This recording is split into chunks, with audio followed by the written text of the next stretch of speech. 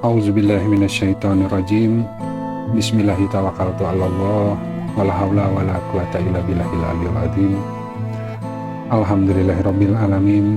Assalatu wassalamu ala asrofil anbiya'i wal mursalin wa ala alihi wa sahbihi ajmain. Rabbi shrah li sadri wa yassir li amri wahlul 'uqdatam min lisani yafqahu qawli waj'al wazran min ahli. Assalamualaikum warahmatullahi wabarakatuh. Baik, sahabat sekalian, insya Allah ini berusaha menjawab pertanyaan dari Mbak Dela ya, terkait dengan bagaimana kita melalui kebidangan atau keprofesian kita itu kemudian menolong agama lah, begitu kira-kira. Jadi judul yang dipilih adalah menyampaikan risalah Rob dengan nasihat yang baik. Setiap orang bertanggung jawab terhadap apa-apa yang dikuasainya ya, yang Allah berikan izin dikuasai oleh orang tersebut. Baik, kita akan coba tadabur, kita akan lihat, semoga nanti ada waktu untuk kita bisa berdiskusi. Baik, yang pertama kita buka dengan sebuah hadis riwayat Bukhari dan Muslim. Rasulullah Shallallahu Alaihi Wasallam bersabda, barang siapa yang Allah berikan amanah tanggung jawab pemeliharaan terhadap seseorang ya, atau suatu urusan dalam masyarakat dan tidak memeliharanya dengan nasihat yang baik, tidak akan mencium aroma surga, begitu ya. Jadi ini banyak kata kunci di sini ya. Yastarihilah, kemudian ada yahud gitu ya. Dan juga ada binasihat gitu ya. Jadi kembali lagi memang Allah yang memilih ya, bahasa yang diturunkan, Al-Quran diturunkan dalam bahasa Arab, sehingga kita bisa menggali lebih dalam lagi terkait dengan isim-isim ya, yang Allah gunakan ya. Ya meskipun saya bukan orang yang punya background formal gitu dalam bahasa Arab, tapi tentu sekian lama berusaha untuk memahami kitabullah, bertemu dengan banyak istilah yang satu demi satu ya berjuang untuk memahami ya, baik itu melalui kamus Arab ya, kemudian kalimat-kalimat yang diulang-ulang di dalam Al-Quran menggunakan isim-isim tertentu ya, bahkan untuk menjelaskan satu persoalan bisa juga artinya sama seakan-akan, tapi Allah menggunakan kata yang berbeda, begitu kan ya. Nah, apa sih sebenarnya kenapa Allah harus menggunakan kata yang berbeda untuk menjelaskan sesuatu yang mirip gitu. Misalkan antara jalan ya. Jalan itu ada sabil, ya ada syirot, ada torik ya. Macam-macam. Nah, itu pasti berbeda antara satu dan yang lain. Kemudian kalau kita misalnya ditanya iman itu apa, kita bilang iman itu keyakinan gitu kan ya. Tapi di Al-Quran Allah menggunakan iman dan yakin dua kalimat yang berbeda gitu kan ya. Kenapa satu menggunakan kata iman, satu menggunakan kata yakin gitu. Nah tentu apa hubungannya antara iman dan yakin gitu kan ya. Jadi manusia bisa berusaha merangkai pemahaman dari tadi kalimat-kalimat yang Allah pilih untuk digunakan agar manusia mentafakurinya gitu. Jadi Al-Quran ini semuanya kalimat Allah, banyak hal, banyak wasiat Allah kepada manusia di sana yang menjelaskan tentang semua persoalan ya. Dan kita memang harus mentafakuri gitu. Kenapa Allah menggunakan kalimat ini? Kenapa Allah misalkan tadi ketika ada orang yang berbuat zolim kepada kita, itu lebih baik memaafkan misalkan. Padahal sebenarnya kan kita punya keinginan untuk membalas gitu. Tapi Allah resepkan gitu kan. Kalau kamu membalas dengan adil nggak apa-apa gitu. Tapi biasanya kalau orang membalas itu dengan marah gitu. Jadi kalau orang ketika diperlakukan dengan tidak baik oleh orang lain, dia membalas dengan sebuah kemarahan, dan ketika dia marah, syaitan masuk gitu. Jadi ketika dia membalas perlakuan orang, kecenderungannya melewati batas, sehingga malah jadi dosa ya bagi dia gitu. Makanya Allah kasih pilihan. Kamu boleh marah tapi dengan adil, membalas. Marah pun boleh ya, bukan nggak boleh marah gitu. Tapi orang harus tahu kapan marah, untuk apa marah gitu kan ya, dan berapa batas marahnya gitu yang Allah perkenankan gitu. Nah, susah sekali tuh untuk menentukan batas-batasnya. Orang boleh menikmati hidup ya, tapi sejauh mana batasnya misalkan ya. Allah disuruh kita menikmati kehidupan, bersyukur ya, tapi jangan berlebihan gitu. Nah, definisi berlebihan itu susah gitu ya. Jadi batasnya hanya dengan takwa begitu. Tapi kalau orang yang meninggalkan sesuatu karena Allah, maka Allah yang mengganjar gitu. Jadi kalau tadi kita memaafkan, maka pahalanya di sisi Allah. Allah langsung ganjar dengan sebuah hadiah gitu kan ya. Nah, jadi seperti ini ya, sahabat-sahabat ya, kita akan lihat karena ini ada terkait dengan nasihat gitu ya. Jadi kita tahu bahwa setiap nabi ya adalah penggembala gitu ya. Makanya kalau dilihat itu kisah para nabi banyak yang menggembala ternak gitu. Tapi kemudian di Al-Quran pun ada surat-surat yang berhubungan dengan ternak ya. Bahkan orang-orang yang tadi ya, yang kafir begitu kan ya, mereka itu seperti orang yang lebih tersesat daripada ternak gitu, tidak memahami pembicaraan. Dikasih tahu sesuatu yang baik tapi nggak paham aja gitu. Ya karena nggak paham ya nggak yakin gitu kan. Jadi orang itu akan yakin kalau dia paham dan dia terbukti lah begitu ya. Nah, jadi setiap nabi adalah penggembala ya. Bahkan Nabi Musa pun kisahnya begitu ya.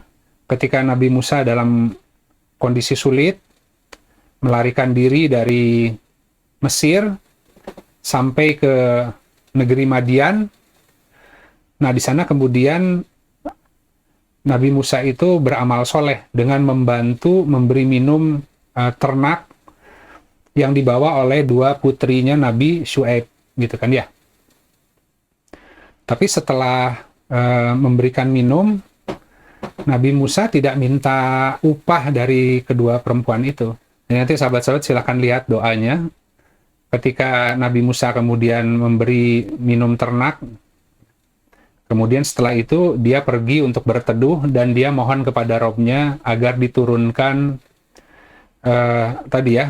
beri hamba rizki ya dari yang kau turunkan ya. Jadi mohon kebaikan dari Robnya. Nah, karena Nabi Musa tidak meminta upah kepada makhluk, Allah yang mengupah gitu. Akhirnya dua putri Nabi Syuaib itu datang kembali dan kemudian mengajak Nabi Musa untuk bertemu ayahnya. Nah, itu pertemuan Nabi Musa dengan Nabi Syuaib ya. Kemudian di sana dikatakan bahwa wahai ayahku, kata putrinya itu, ambillah orang jadi ya, ambillah seorang pekerja yang kuat dan amanah gitu. Kemudian ada perjanjian di sana. Nabi Syuaib menawarkan jika engkau mau ya membantu Nabi Syuaib mengembalakan ternaknya tuh ya 8 tahun, kalau kau mau sempurnakan 10 tahun aku hendak menikahkan engkau dengan putriku gitu. Jadi maksudnya itu simbol ya, simbol karena nanti setelah Nabi Syuaib, Nabi Musa melanjutkan sebagai pembawa risalah gitu ya. Kemudian Allah turunkan Taurat kepadanya kan. Nah, jadi itu contoh dari bahwa Nabi Musa diajari di bawah bimbingan Nabi Syuaib ya. Hingga kemudian dipercayakan kepadanya untuk mengembalakan Bani Israel gitu. Mungkin Bani Israel ya manusia lah gitu kan ya, manusia gitu. Nah, tiap umat itu memiliki rasul ya, dan biasanya setiap rasul itu akan bicara dengan bahasa kaumnya. Kenapa Nabi Musa yang dipilih? Karena waktu dari kecil itu sudah Allah set ya takdirnya kan. Ketika Fir'aun menyembelih seluruh anak laki-laki gitu kan ya, kemudian Allah mengilhami kepada ibunya Musa untuk menghanyutkan Nabi Musa ke sungai kan. Tapi kemudian ditemukanlah oleh istrinya Firaun, dan kemudian di situ Allah jadikan kasih sayang begitu ya. Jadi dipelihara sebagai anaknya, diangkat sebagai anaknya gitu. Tapi kemudian peristiwanya hingga kemudian terusir dari Mesir gitu kan. Nah artinya apa? Musa alaihissalam itu memahami bahasa kaum itu gitu. Nah Musa juga yang kemudian pada akhirnya diutus oleh Allah setelah tadi proses dengan Nabi Syuaib, kemudian naik ke Gunung Tur, ya diberikan api itu ya di lembah tua, kemudian bercakap-cakap dengan Allah itu ya ketika Nabi Musa gunungnya hancur. Nah dari sana kemudian kembali lagi untuk menyeru kaum itu gitu kan ya.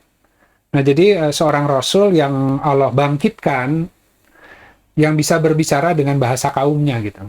Nah jadi ibroh atau pelajaran yang bisa kita ambil ya tentu kita semua punya masa lalu ya. Kita punya takdir masing-masing sehingga kita hari ini punya sebuah kegiatan, kebidangan ya yang kita tekuni, dan itu ketika ditanya kenapa kamu sekarang berprofesi sebagai A, B, C, D ya itu ada takdir lah yang mengarahkan ke sana ya. Ya, baik itu kemudian tadi pendidikannya, baik itu keadaan, kemudian dia bergerak ya, hingga sampai kepada yang hari ini gitu. Tapi ada penguasaan tertentu lah ya. Terlepas dari levelnya tentu berbeda-beda setiap orang. Nah, tapi kemudian ketika dia memahami ya kultur atau tadi penyakit dalam sebuah kaum ya. Nah, ketika dia tercerahkan lah, diajari oleh Allah, diislamkan ya. Diajari banyak ilmu dan hikmah ya. Dia harus kembali untuk menyeru umat itu gitu. Tapi dengan bahasa kaum itu gitu. Jadi Al-Qur'an memang Allah turunkan kepada Rasulullah dalam bahasa Arab karena Rasulullah orang Arab. Tapi juga karena ada keutamaan dalam bahasa Arab yang hari ini kita bisa memperoleh manfaat ya. Ya kalau pakai bahasa Indonesia mungkin bingung kita mencari kata-kata yang mirip tapi ada perbedaan begitu ya. Tapi apakah kemudian kita hari ini harus menyampaikan Al-Quran dalam bahasa Arab?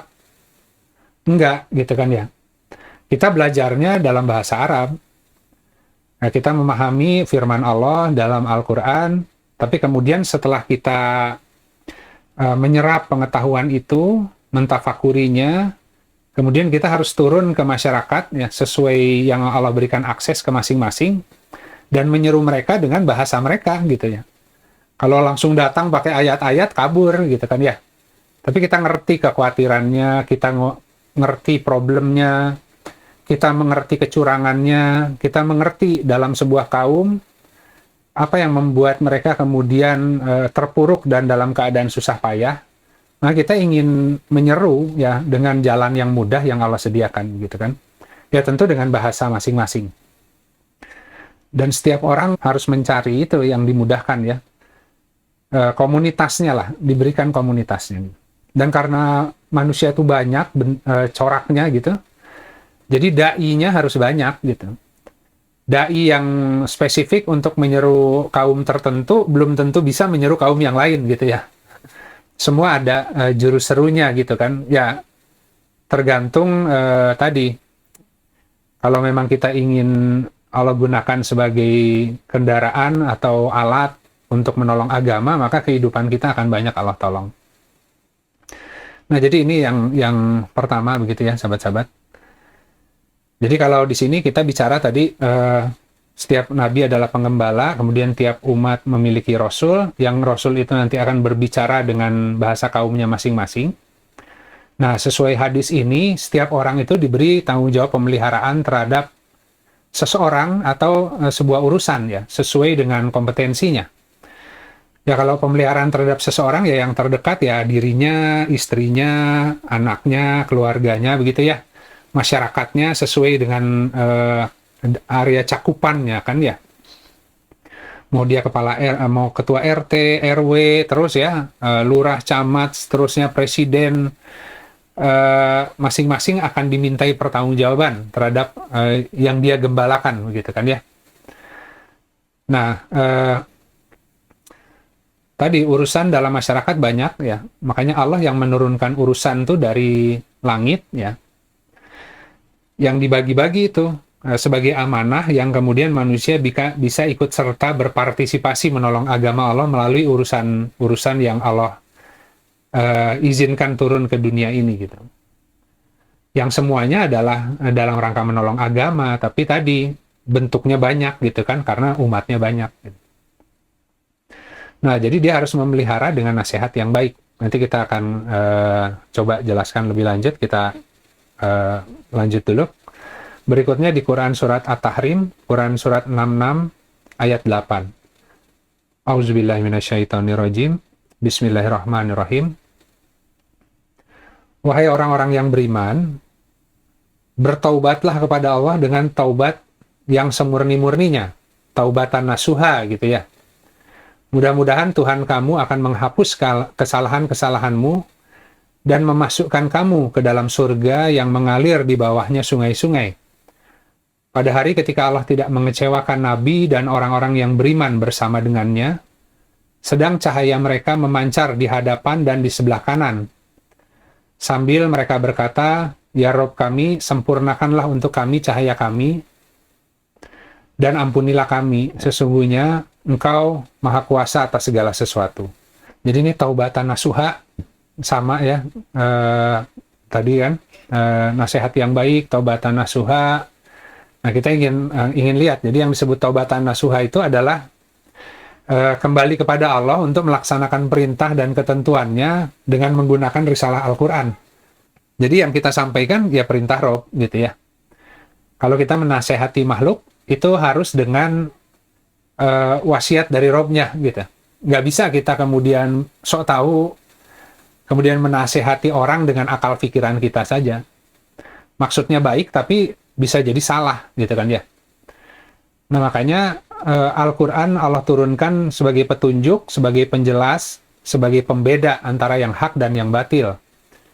Rasulullah yang dipilih menjadi Rasul yang kemudian membawa risalah Al-Quran. Nah, risalah itu kemudian diembanlah oleh umatnya. Ya. Tentu kalau Rasulullah itu secara global, semuanya itu diturunkan melalui Rasulullah, tapi kemudian umatnya Rasulullah mengambil bagian untuk menolong agama Allah, mengikuti Rasulnya. Makanya di Al-Quran, jika kalian ingin dicintai oleh Allah, maka ikutilah aku, gitu kan ya. Ikuti Rasulullah dalam hal apa? Dalam berjuang menolong agama Allah, sesuai dengan kapasitasnya masing-masing. Kita nggak bisa mengikuti kapasitas Rasulullah. Setiap orang diberi kapasitas yang berbeda-beda, gitu ya. Nah, yang disebut takwa adalah takwa yang hak adalah mengambil bagian sesuai yang menjadi haknya kita. Gitu. Nah, itu akan sangat terkait dengan garis takdir masing-masing gitu ya. Sesuai fitrahnya ya, sesuai fitrahnya. Nah, makanya kan tadi, tapi kan bagaimana kita mau menyampaikan risalah Rob? Sementara kita sendiri mungkin mendengar juga tidak gitu ya. Kan membaca Al-Quran sama dengan mendengar kan? Kita membaca Al-Quran itu sama dengan mendengarkan firman Allah, kalimat-kalimat Allah. Allah banyak wasiat di sana untuk manusia gitu. Kemudian setelah mendengarkan, apakah taat atau enggak gitu. Itu dua hal yang berbeda. Pertama mendengarkan, kemudian setelah mendengarkan, setelah membaca bisa taat enggak gitu dengan apa yang sudah tadi dibaca gitu kan. Nah itu kita banyak membaca, kita punya pengetahuan banyak, belum tentu kita bisa melaksanakan. Ya, belum tentu bisa taat. Makanya kan sesungguhnya Allah tidak menyukai orang yang menyampaikan sesuatu, tapi dia sendiri tidak melaksanakan. Kenapa dia tidak melaksanakan? Ya karena ada hawa nafsu, gitu ya.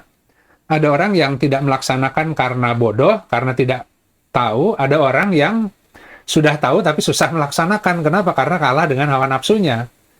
Karena syariah itu kan menentang hawa nafsu ya. Jadi hawa nafsu tidak suka dengan pengajaran Tuhan gitu.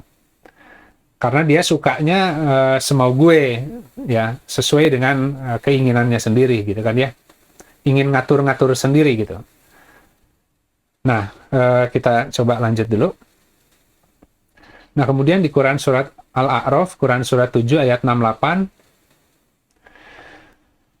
aku menyampaikan kepadamu risalah dari Robku, gitu. Dan aku adalah pemberi nasihat yang terpercaya kepadamu, gitu kan. Ini yang disampaikan di Al-A'raf itu semua nabi mengatakan demikian. Ya. Ada Nabi Hud, ada Nabi Soleh, ya, ada Nabi Syu'aib. Setiap nabi menyampaikan risalah tertentu. Nabi Soleh menyampaikan risalah tentang tadi sebuah kaum yang sibuk dengan membangun rumah-rumah dari batu, gitu kan ya. Kemudian jadi mereka itu lebih banyak membangun urusan dunia lah sebenarnya ya. Kemudian mengeluarkan mukjizat dari sebongkah batu menjadi keluar unta betina yang mengandung, gitu kan. Itu ada hikmah di balik itu gitu. Unta yang mengandung itu adalah seorang pejalan ya, seseorang yang membawa sebuah amanah gitu. Nah, anaknya untanya itu adalah amal soleh. Kalau unta adalah simbol kendaraan yang berjalan di padang pasir, bisa meminum air pengetahuan yang banyak gitu. Beda dengan ternak gitu kan. Nah, itu simbol seorang mukmin yang membawa amanah Allah gitu. Nah, dia harus melahirkan kandungan itu dengan cara beramal soleh gitu kan ya.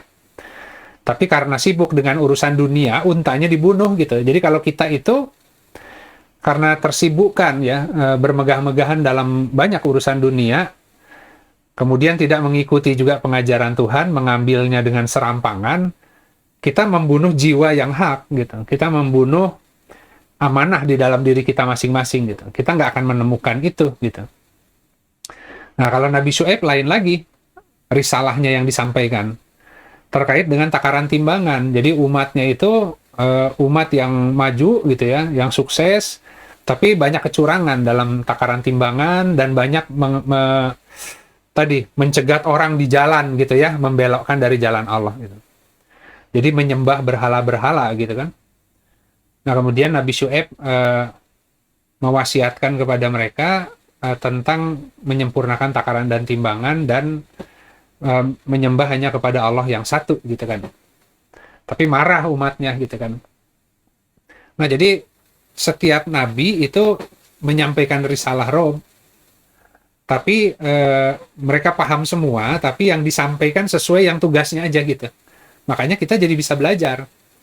Nabi Yusuf, apa risalah yang disampaikan? Nabi Musa, risalah apa yang disampaikan?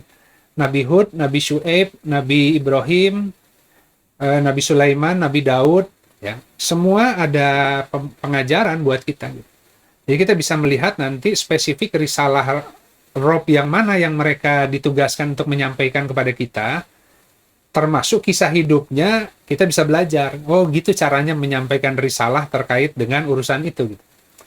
Itu makanya pentingnya baca hikmah kenabian ya, agar kita tahu, kita bisa melihat pola. Nah, terkait dengan apa yang Allah berikan di masing-masing kita, kira-kira risalah apa yang harus kita sampaikan kepada manusia gitu ya, sesuai yang Allah beri kepada kita masing-masing. Gitu. Nah, jadi tadi semua melaksanakan amanah, yaitu dengan bertakwa kepada Allah. Nah, bertakwa itu ya tentu dengan iman dan amal soleh. Jadi ketika dia beramal, amalnya itu harus berdasarkan petunjuk. Ya berdasarkan Al-Quran lah gitu ya, umumnya gitu kan. Jadi kalau kita melaksanakan sebuah amalan, harus sesuai dengan Al-Quran. Ya. Nah, jadi apa yang diwasiatkan ya, yaitu saling nasihat-menasehati di dalam kebenaran, kesabaran, dan kasih sayang. Nah, itu tugasnya kita. Jadi kita harus menyampaikan kebenaran, tapi dengan kesabaran dan kasih sayang. Makanya kenapa ketika Allah menghendaki kebaikan kepada seseorang dan dijadikan alatnya, Allah akan memberikan sultan. Sultan itu kan kekuatan. Sultan itu ya seorang sultan ya. Seorang raja gitu ya. Nah, kalau sultan itu biasanya diberi kefasihan dalam berbicara. Berbicara sesuai dengan bidangnya gitu. Tapi dengan sarananya, sebenarnya dia sedang menyampaikan tentang Allah gitu. Jadi kalau misalkan kita bicara muamalah, bisnis, bukan masalah bisnisnya, itu hanya sarana agar orang kemudian melalui pola-pola bisnis bisa lebih mengenal robnya gitu. Tidak mengandalkan upayanya semata gitu. Kenapa kalau orang bertransaksi atau berdagang dengan pola yang umum, kemudian orang lebih mengandalkan usahanya, kepandaiannya gitu ya. Tapi Allah juga mengajarkan tentang pola muamalah yang mengikut sertakan Allah di dalamnya. Sehingga ketika diberikan macam-macam kenikmatan, dia mengatakan, Masya Allah, ya semua ini hanya karena Allah gitu. Dan kemudian orang menjadi beriman dan mengikuti, melakukan sebuah bentuk pola muamalah yang mengikut sertakan Allah di dalamnya gitu. Nah, itu tawakal gitu kan.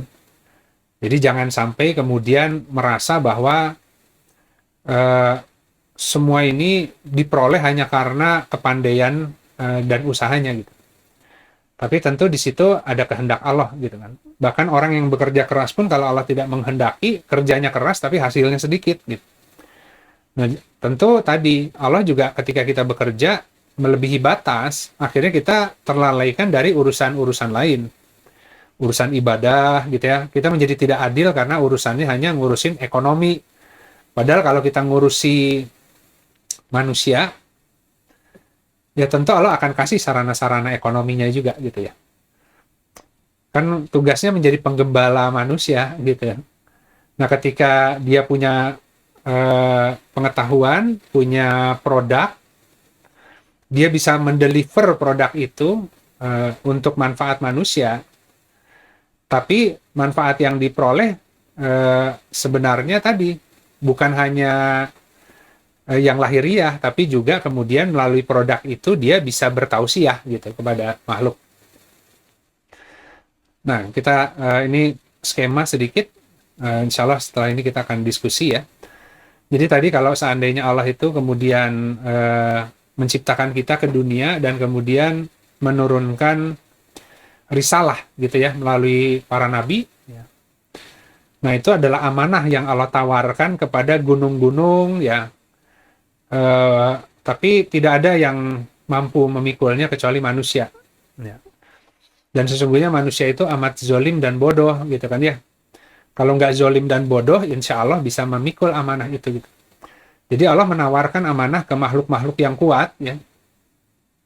Dan semua takut untuk memikulnya kecuali manusia. Jadi manusia punya potensi untuk mampu dengan catatan dia tidak zolim dan tidak bodoh gitu ya, tidak jahil. Nah, jadi amanah tadi secara full diberikan kepada Rasulullah Shallallahu Alaihi Wasallam, yang kemudian Rasulullah memberikan kesempatan lah umatnya untuk ikut berpartisipasi, ikut serta menolong perjuangan nabinya. Makanya masih ada tempat gitu ya, ketika nanti orang meninggal, kemudian dia masuk dalam barisan yang bersama-sama dengan Rasulullah gitu. Sabikun asabikun seperti itu. Gitu.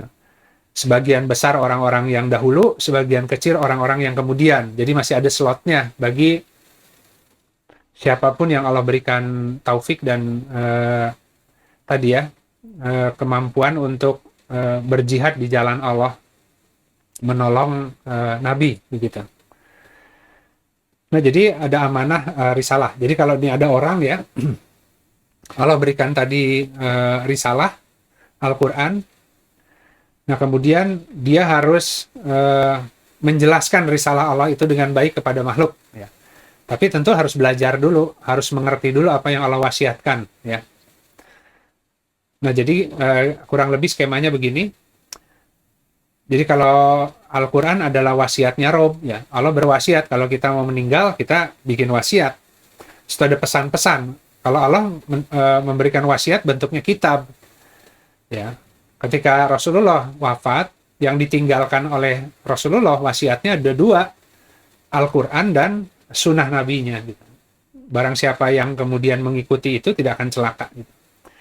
Nah, tentu kemudian kita harus mendengarkan apa yang diwasiatkan oleh Allah dan Rasulnya, agar kemudian dengan wasiat itu kita bisa bertausiah dengan baik. Ya. Makanya di Al-Quran banyak tuh kalimat itu. Kalau teman-teman cari, Allah berwasiat kepadamu tentang wanita, gitu kan. Memberikan fatwa tentang wanita.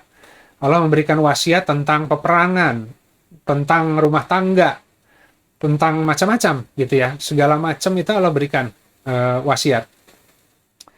Ya, wasiat itu perintah menghubungkan sebenarnya kan. Jadi menghubungkan apa-apa yang Allah perintahkan untuk menghubungkan. Jadi ilmu itu harus diamalkan cara menghubungkannya gitu kan. Nah, kalau ilmu atau iman itu kita amalkan dalam bentuk amal soleh, akan keluar buktinya gitu. Nah, itu kenapa disebut orang yang bertakwa memperoleh rizki yang tak terduga. Kenapa? Karena sebuah pengajaran dari Allah dalam bentuk tadi ya, iman yang diamalkan akan melahirkan sesuatu yang tak terduga gitu. Itu yang disebut rizki dari ketakwaan. Nah, ketika kita kemudian menjadi makhluk yang ditawarkan amanah itu, ketika kita mengambil, kita berusaha untuk bertausiah tadi. Gimana caranya? Yaitu pertama dengan perkataan dan juga dengan perbuatan gitu. Jadi kalau perkataan dan perbuatannya sesuai dengan kebenaran yang Allah ajarkan dan yang membawakannya juga adalah orang yang benar, ya, baik dari perkataannya maupun perbuatan, itu disebutnya sidik. Gitu. Makanya dikatakan pedagang yang sidik, ya, pedagang yang jujur, yang benar, itu akan ditempatkan bersama-sama dengan para nabi, para syidikin, para syuhada, gitu kan ya. Luar biasa, gitu kan ya.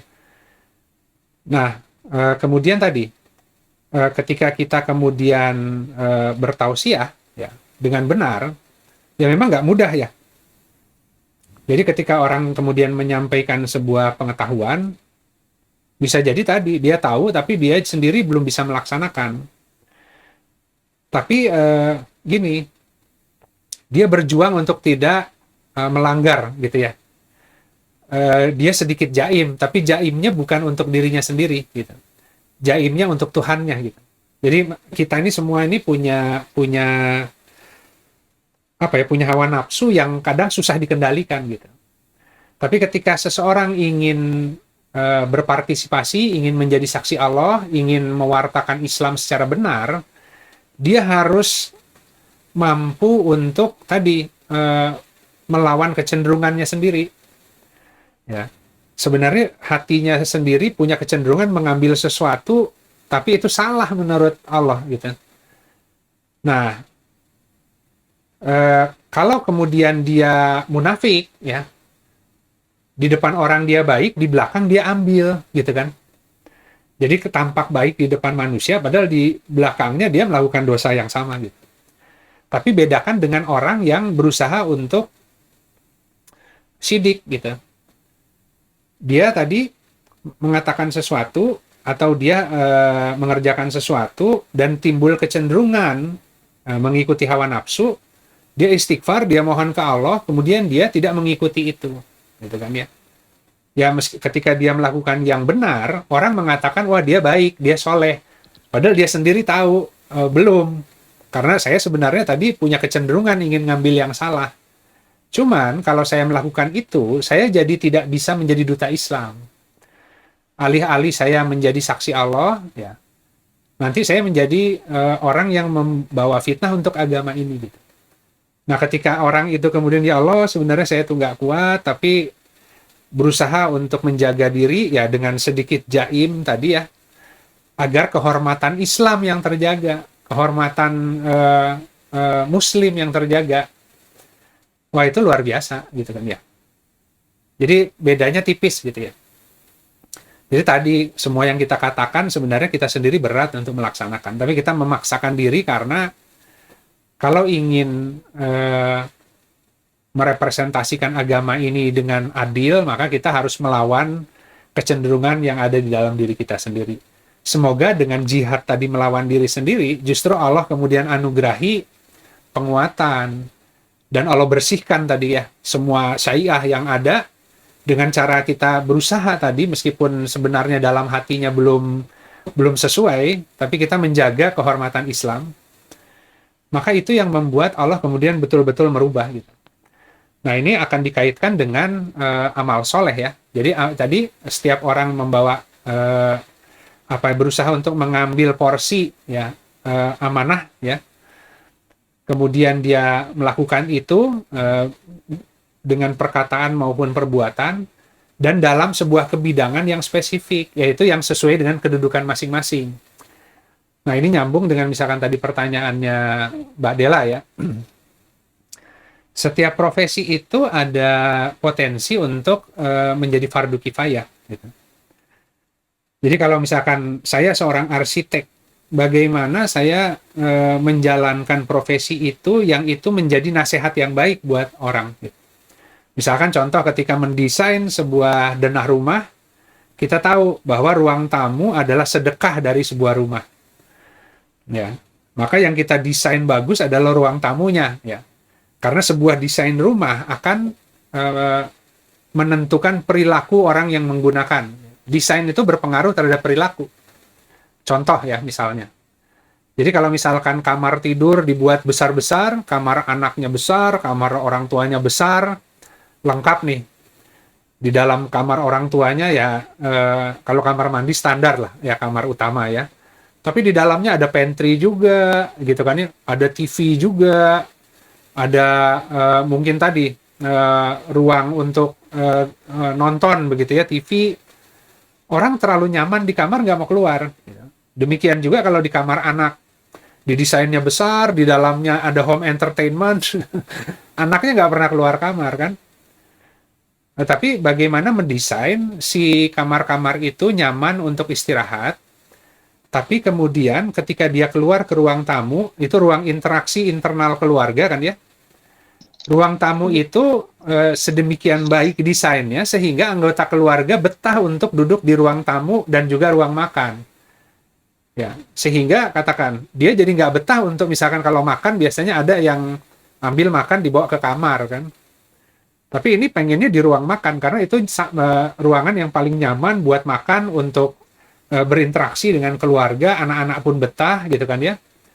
Nah, kemudian ada lagi ruang tamu, ruang di mana orang kemudian senang bertamu dan tamu itu juga dimuliakan dengan adanya ruang tamu itu. Banyak orang nanti yang datang, yang silaturahmi, berkunjung, ada yang minta nasihat, ada yang konsultasi, begitu kan ya. Kalau ada tetangga, ada keluarga, ya kalau keluarga jauh, katakanlah hanya berkunjung, ya mungkin di ruang tamu, tamu yang baik tadi.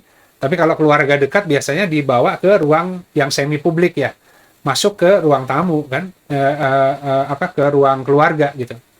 Nah, jadi contoh gimana caranya untuk tadi menolong agama melalui kebidangan arsitektur gitu. Dia harus ngerti bahwa arsitektur itu tadi menata sebuah perilaku dan interaksi antara manusia.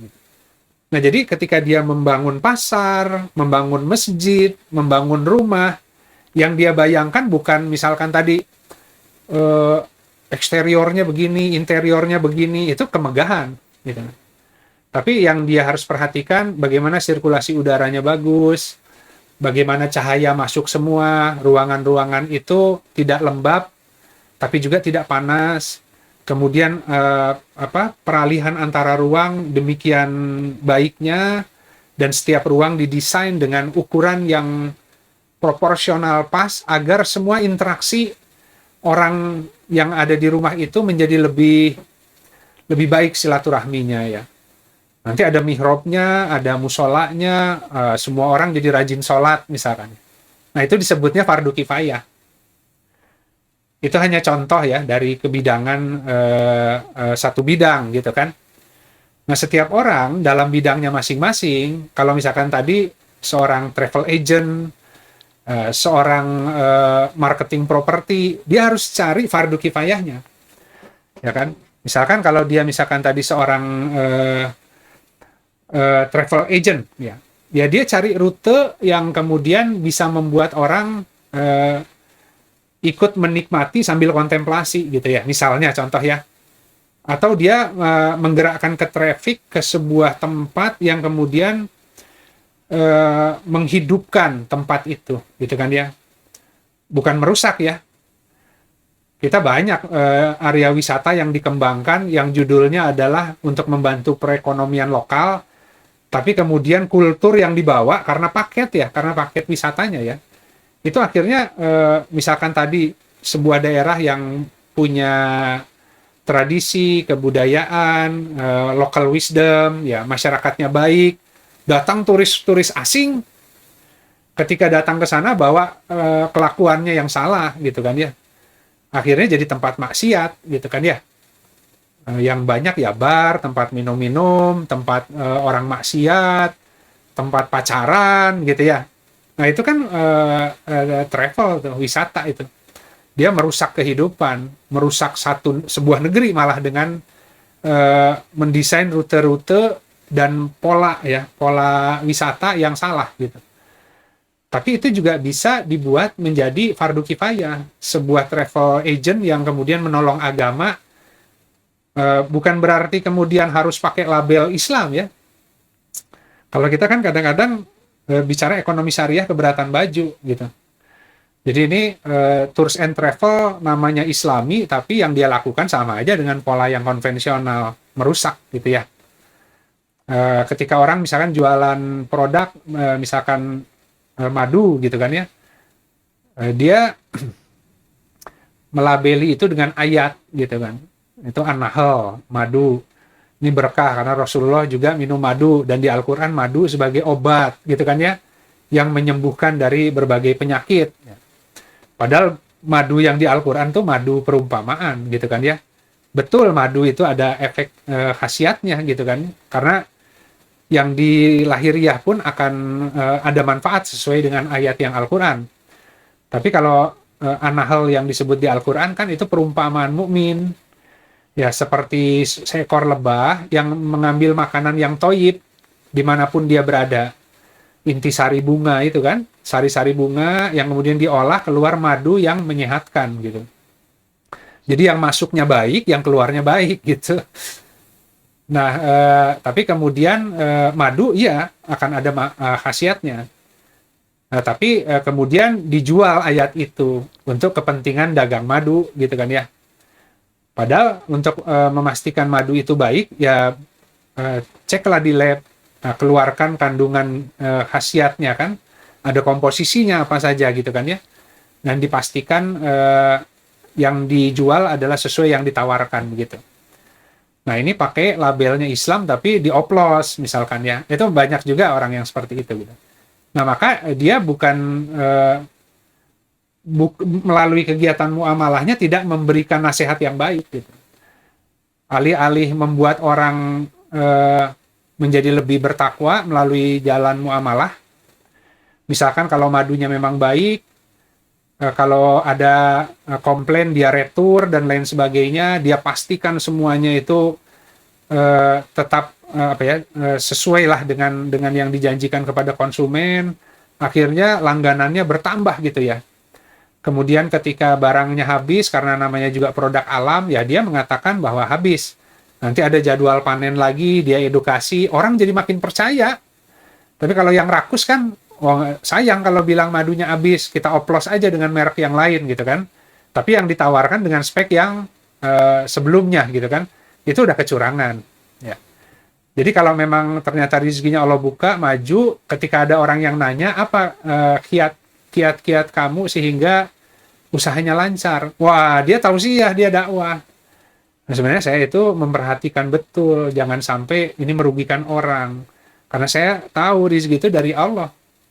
Ya, ini hanya sarana. Kalau saya melakukan sarana ini dengan baik, kemudian ini menjadi amal soleh, ya rezeki itu akan Allah tambah, tidak harus melalui produk ini. Ya, macam-macam Allah bisa ngasih salurannya kan, selain dari produk yang kita pegang itu.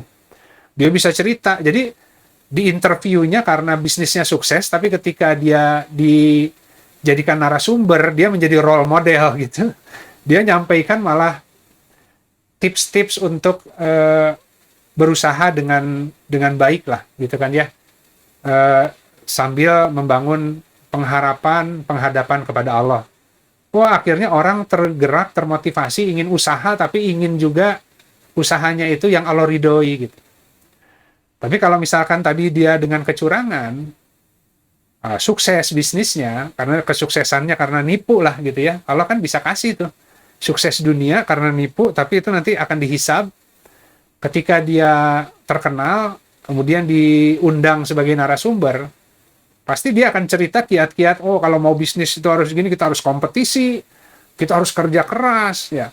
Kita nggak boleh, tadi ya, kita nggak boleh malas, semuanya harus kita, padahal itu dengan semua berlebihan batas, tips and triknya itu dia, tips and triknya itu dia berikan ke orang, kemudian orang pun ngikutin gitu kan, itu jadi nasihat yang buruk gitu. Nah itu karena setiap orang itu akan dimintai pertanggungjawaban terhadap apa yang dia katakan dan dia contohkan gitu. Nah kira-kira begitulah tadi ya. Saya coba mendaratkan dalam profesi dagang, tapi sebenarnya ini jauh lebih tinggi asal usulnya ya, karena Allah mewasiatkan kita dengan berbagai macam prinsip yang kita harus sampaikan dan kita kerjakan, dan kita tadi ya, kita harus menjadi saksi agar orang lain ikut beriman dan mencontoh gitu kan. Nah itu artinya kita berdakwah dengan kebidangan masing-masing.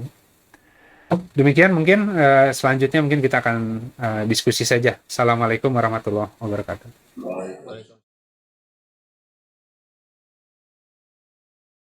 Ya semua profesi ya, mau dia dosen ya, dosen kan gini, kalau dosen biasanya dosen dosen mata kuliah tertentu gitu ya. Dosen mata kuliah tertentu ya, tentu dia kan punya apa ya, kebidangan lah ya. Artinya mata kuliah yang dia isi mungkin bertahun-tahun itu diulang-ulang aja gitu kan ya. Diulang-ulang saja karena memang dia dosen mata kuliah tertentu gitu. Nah, karena sudah berulang-ulang dari tahun ke tahun ngisi mata kuliah yang sama, akhirnya timbul jenuh gitu. Akhirnya waktu awal-awal jadi dosen tuh semangat gitu, masih idealis. Kita sambil belajar, menguasai materi itu, kemudian kita ingin mengajarkan kepada siswa didik gitu ya. Nah, karena kita belajar, kita tadi kita mempelajari sebuah ilmu, itu kita betul-betul detil mempelajarinya, dan di balik ilmu yang disampaikan itu kita punya banyak hal baru sebenarnya gitu ya, pemahaman baru gitu. Sama dengan orang belajar agama kan, sama saja. Jadi gini, kalau misalkan kajian Rabu tujuannya adalah isi tausiah Rabu gitu kan, wah udah selesai dari kapan tuh ilmunya gitu. Terus yang disampaikan itu aja gitu. Jadi akhirnya pakai slide lama terus kan, karena kajian Rabu kalau kita lihat mungkin slide-nya udah ratusan ya. Jadi sebenarnya kalau saya males, minggu depan pakai slide lama aja lah keluarin juga. Mungkin nggak pada inget juga gitu. Tinggal kasih tanggal baru gitu kan ya. Tapi kalaupun misalkan saya pakai slide lama, pengetahuannya udah beda hari ini gitu. Jadi slide lama itu banyak pengetahuan baru dari ayat yang sama yang saya baru ngerti sekarang.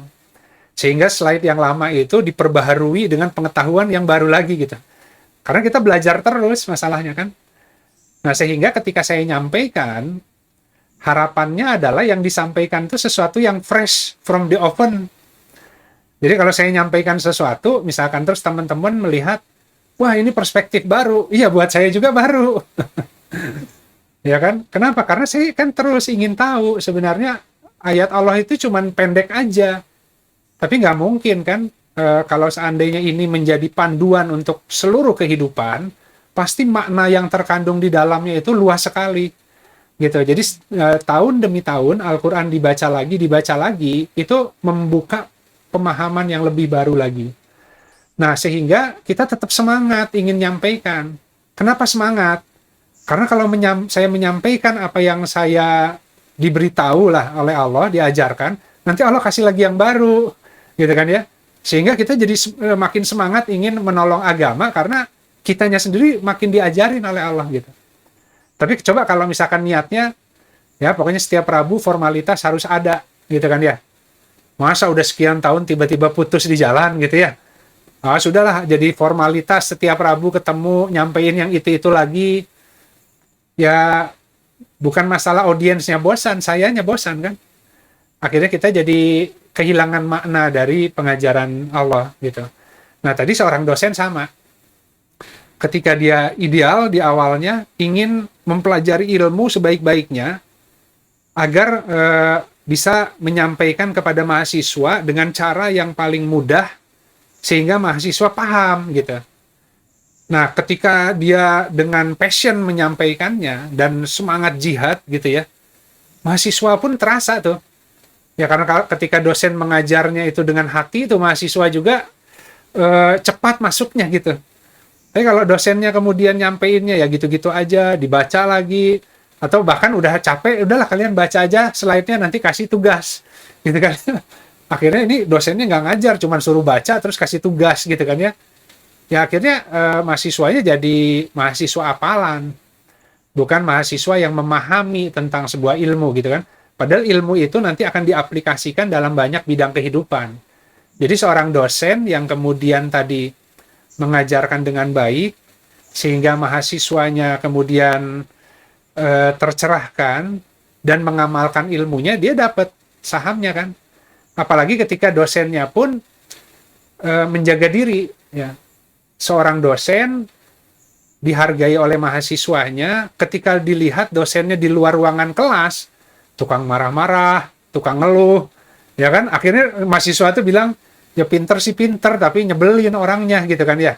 Padahal kan harusnya diidolakan lah. Diidolakan tuh bukan karena ini ya, tapi udah orangnya pandai, tapi ini ibu ini nih mencontohkan juga prinsip-prinsip kehidupan. Sehingga mahasiswa itu jangan-jangan ada yang tadi ya, yang dia mengambil motivasi itu karena melihat contoh dari dosennya, ingin menjadi manusia yang lebih baik gitu kan ya.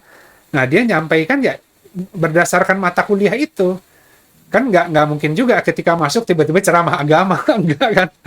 Tapi dia nyampaikan mata kuliah dengan sebuah cara yang kemudian mahasiswa itu menikmati proses belajar mengajarnya, dan kemudian dia mendampingi mahasiswa selama semester itu. Kalau ada problem-problem, silakan ditanyakan kepada dosennya.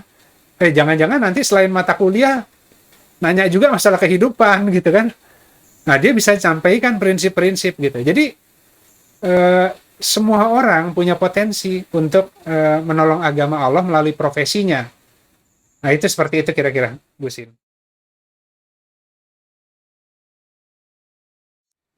Ya, itu tadi, apa namanya, makanya ketika manusia sarana yang dipegang itu disyukuri dengan baik, nanti Allah akan kirimkan eh, ilmu hakikat, pemahaman melalui sarana itu gitu. Jadi Allah mengajarkan kehidupan melalui sarana itu. Jadi kalau ketika misalkan aja, jangankan yang tadi yang masalah kuliahan, masalah olahraga kan sama, ya. Ketika kita melihat seorang atlet yang kemudian sukses, kita bisa lihat banyak atlet yang suksesnya hanya di lapangan olahraga. Ya. Ketika dia keluar dari lapangan olahraga, terpuruk hidupnya gitu. Dia sudah bingung, nggak ada lagi adrenalin, tidak ada lagi ruang kompetisi, gitu ya. Akhirnya langsung masuk ke pola yang sangat bertolak belakang, gitu. Padahal kalau atlet dia disiplin, dia sportif, gitu kan ya. Tapi ada orang-orang yang belajar tentang kehidupan dari bidang olahraga, gitu. Dia ambil semua prinsip-prinsipnya, dia banyak mengalami kegagalan, ya kan? Bagaimana menghadapi tadi ya rasa-rasa yang kecewa, yang down kan. Jadi semangat manusia dalam berkompetisi yang fair, belum lagi latihan di balik itu. Di situ tujuannya banyak ya, ada untuk menafkahi keluarga, kemudian untuk memotivasi generasi muda kan ya. Itu olahraga aja gitu. Jadi melalui instrumen olahraga, ketika dia menguasai kebidangan itu, gitu, biasanya nanti Allah solehkan juga tuh. Sambil belajar kehidupan melalui prinsip-prinsipnya, belajar agama, Ya, ketika di dalam spotlight, ya, kemudian dijadikan narasumber sebagai sumber motivator gitu kan, produk yang endorse pun banyak, tapi saking cemerlangnya dia bisa ngatur endorse. Dia nggak mau endorse produk yang jelek gitu kan ya. Dia maunya yang bagus. Kemudian dia menyampaikan, membuat banyak program, banyak yayasan ya untuk membantu orang-orang yang sulit, ya anak-anak muda yang bermasalah melalui bidang itu. Bayangin aja itu lewat olahraga, Allah jadikan dia instrumen untuk menolong agama. Itu bisa seperti itu gitu. Jadi nggak semuanya harus jadi ustadz gitu. Tapi melalui bidangnya, kalau dia bersyukur pada Allah tadi, kemudian dia apa ya, itu akan dijadikan seruling, ya, seruling dakwah. Nah, sehingga kemudian orang berbondong-bondong masuk Islam karena melihat seorang atlet bisa begitu. Ya, karena baik di dalam ring, di luar ring, orang bisa melihat, akhirnya dibuat biografinya. Dan yang dibaca tuh biografinya tuh kalau orang-orang kayak gitu ya, bukan masalah olahraganya. Tapi orang jadi ingin tahu kisah hidupnya dari kecil seperti apa, yang dia alami apa saja, kemudian setelah selesai dari arena olahraga, apalagi gebrakan yang dia buat gitu ya, terus aja melakukan banyak kebaikan, jadi biografi itu kisahnya gitu. Orang nggak lagi ngelihat skornya berapa, dulu hebat waktu dia pertandingan, enggak. Nah, orang termotivasi, akhirnya dari buku biografi seorang olahragawan ya, Muhammad Ali misalkan, udah deh, orang belajar tentang kehidupan, tentang bukan hanya tentang olahraga, semua aspek kehidupan belajar dari baca buku Muhammad Ali. Bahkan orang-orang beragama pun belajar gitu kan, tentang seorang Muhammad Ali yang mendakwahkan Islam di ring tinju itu, gitu kan ya. Bahkan ketika sudah kena Parkinson, kondisi seperti itu, tetap kelihatan bahwa dia memang layak disebut champion, gitu kan ya. Jadi champion itu bukan sebutan karena di ring tinju, tapi orang yang menghadapi kehidupan dengan betul-betul menjadi juara gitu, baik di dalam ring olahraga maupun di luar ring olahraga gitu. Nah, itu seperti itu tuh. Jadi kita harus mencari platform itu melalui kebidangan masing-masing. Harusnya jadi diferensiasi dalam produk. Ya kalau kita kan makanya kalau orang bisnis kan yang harus diupayakan unique selling proposition kan. Penawaran unik apa dari produk yang kita punya. Artinya harus ada diferensiasi dari produk lain yang sejenis. Yaitu tadi, kalau dengan nasihat yang baik, harusnya dia bisa menjadi sebuah produk yang different, gitu kan ya. Produknya itu, tapi dia itu, di balik itu banyak hal yang kemudian dia bawa. Sehingga ketika produk itu maju, orang tanya, yang dibuka itu tentang prinsip kehidupan. Tentang Allah lah, gitu. Itu seperti itu yang disebut fardu kifayah. Gitu. Baik, sahabat-sahabat sekalian, ya kira-kira itu ya, yang tadi disampaikan, lebih bahwa seorang mukmin tuh punya tanggung jawab tadi ya, untuk memelihara wasiatnya Allah gitu. Ya, menyambungkan perintah yang Allah perintahkan untuk disambung gitu. Jadi kalau takdir kita masing-masing, ya sederhananya, kalau Allah mendesain takdir kita tertentu, maka bagaimana dengan perjalanan takdir itu, kita bisa menyambungkan menjadi sebuah bukti, gitu ya, bahwa Allah itu maha pengatur yang terbaik. Ya, bahwa kalau seandainya kita, Allah angkat kedudukannya, ya, menjadi orang yang bermanfaat besar bagi orang lain, kita nggak mengklaim itu karena diri kita gitu. Kita mengklaim itu karena saya hanya mengikuti wasiat Allah ya, dan saya berusaha untuk tadi merubah diri saya tentu dengan rahmatnya agar bisa bersaksi bahwa ini semua ya Masya Allah, hanya Allah lah yang mampu gitu ya, merubah seorang manusia, memberikan kemuliaan kepada seorang manusia dengan mengajarinya dia berbagai macam pengetahuan, dan kemudian juga mengarahkan untuk beramal soleh ya, agar kemudian tadi bisa menjadi contoh lah ya bagi orang lain ya. Yang dengan contoh itu kemudian memotivasi orang ingin kembali ke Allah. Makanya dikatakan sebaik-baik perkataan adalah orang yang mengajak orang lain untuk menuju Robnya gitu. Nah jadi ya seperti itu, dengan kebidangan kita masing-masing, kita harus menemukan fardu kifayah tadi, agar apa yang kita kerjakan hari ini menjadi persembahan untuk Allah ya, gitu kan. Kayak kehidupan kita dan lain-lain itu Allah yang akan jamin gitu. Kalau memang kita menolong agamanya melalui apa yang Allah anugerahkan kepada kita dan kuasakan kita pegang hari ini gitu. Tapi kebayang, kalau kita kan udah pakai instrumen nih. Jadi kalau misalkan yang ikut kajian nih, kalau yang bapak-bapaknya udah sering pakai baju takwa, udah sering ke masjid, udah sering ngaji. Kalau yang ibu-ibunya udah pada pakai kerudung, ya kan? Tapi di luar marah-marah di pasar. Nawar nggak kira-kira, aduh gitu ya. Itu jadi citra yang buruk kan. Nah kita ini kalau udah pakai ornamen Islam nih harus jaga lah. Jaimnya bukan untuk diri sendiri. Malu kita pakai instrumen Islam, tapi kemudian membawa fitnah untuk agama. Ya seminimalnya pakaian luarnya kita sudah tata nih, sesuai syariah. Hati kita belum, masih meledak-ledak. Nah kita mohon kepada Allah, semoga dengan upaya lahiriah kita menata pakaian luar, Allah anugerahi hatinya juga diberi pakaian takwa tadi gitu. Jadi caranya begitu. Caranya dan cara mohonnya ketika pakaian luarnya sudah mulai kita tata, waktu dalamnya mau meledak tahan. Ya Allah, aku menggugurkan hak mau marah ini karena malu kepadamu. Semoga dengan tadi kita menahan tadi, Allah malah menganugerahi kesabaran yang sesungguhnya, keindahan yang sesungguhnya. Makanya kan tadi kalau mau marah, saya mukmin, pakaiannya muslim kelihatan.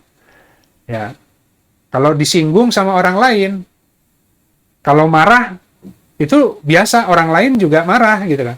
Tapi kalau saya muslim harusnya beda dong. Kalau saya mukmin apalagi harus lebih beda lagi kan, gitu kan ya. Nah jadi jangan sampai kemudian ini bagusan ibu ini nih nggak pakai kerudung tapi sabar. Yang ini pakai kerudung tapi marah-marah terus. Udah gitu kalau marah yang keluar tuh kalimatnya itu kok lebih-lebih dari yang nggak pakai kerudung gitu kan ya. Ya meskipun gitu kan dikatakan bahwa Islamnya sempurna, yang nggak sempurna muslimnya kan. Tapi ya mudah-mudahan kita tadi ingat bahwa kita ini membawa sesuatu risalah di belakang kita gitu. Jadi mudah-mudahan kita Allah beri kemudahan untuk bisa menjadi saksi yang baik ya. Semoga dengan itu justru menjadi sebab keselamatan kita dan Allah muliakan kedudukan kita di sisi Allah. Demikian sahabat-sahabat, itu yang disebut nasihat yang baik dalam setiap profesinya, silakan diperbaiki sebagai seorang mukmin, seorang muslim. Semuanya harus dipakai untuk tadi menjadi saksi, menjadi bukti bahwa ini loh kalau seorang muslim berusaha seperti ini, seorang mukmin berusaha begini gitu kan. Ketika orang bilang oh kok baik banget ya ini, enggak, karena memang mukmin harus begitu, karena Allah pun baik ke dia gitu kan ya. Maka kita berlaku baik kepada orang lain sebagaimana Allah berlaku baik kepada kita. Baik, yang hak dari Allah, yang batil dari saya pribadi. Ya atas hal-hal yang kurang tepat, semoga Allah yang mengganti dengan ilmu yang lebih hak.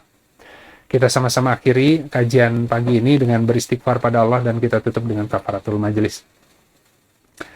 Astaghfirullahaladzim alladzi la ilaha illa huwal hayyul qayyum wa atubu ilaih. Subhanakallahumma wa bihamdika asyhadu an la ilaha illa anta astaghfiruka wa atubu ilaik. Subhana rabbika rabbil izzati amma yasifun wa salamun alal mursalin walhamdulillahi rabbil alamin. Wassalamualaikum warahmatullahi wabarakatuh.